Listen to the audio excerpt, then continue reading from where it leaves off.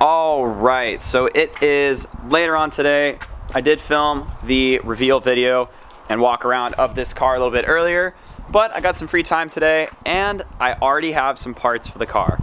So today we are going to be eliminating this massive wheel gap, and we're going to be installing Swift springs, which are the fancy little red ones, the same ones that Alex has on his bug eye.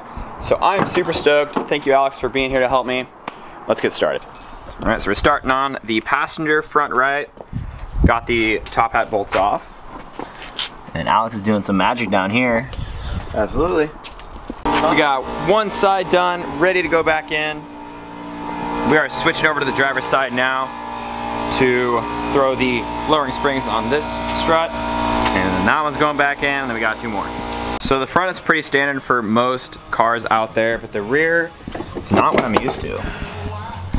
So on the bottom, we got the two lower bolts, which one is the camber bolt, and on the top, what is this, McPherson front and rear? McPherson front and rear. Yeah, so there's a top hat in the rear, which on European cars, or Audis mostly, spring and shock are separate.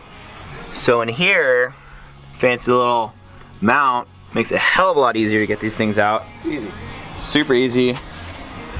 Time to do the rears, throw all these guys back on, and we are lowered. Last spring is in the strut. Never talk about the seasons like it's spring. Are you serious?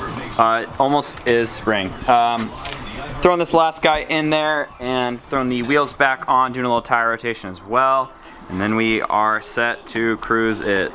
Sir, what are you doing in there? Looking on my butt? Absolutely.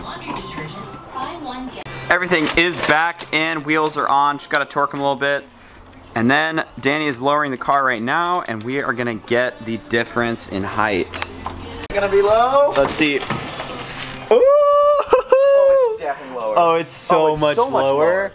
Oh, The front too. Dang. good. It's freaking lower than the Audi, jeez. So I am super stoked. This is all done. It is time to take it out for a spin. Look how low it is in the back. That's like crazy. It looks so good in the back. Slightly higher in the front. I know I can do a spacer in the rear, but it doesn't really bother me. I think it's fine. Now I just need to get some different wheels, better tires, get some new brakes, and this thing is ready for road trips.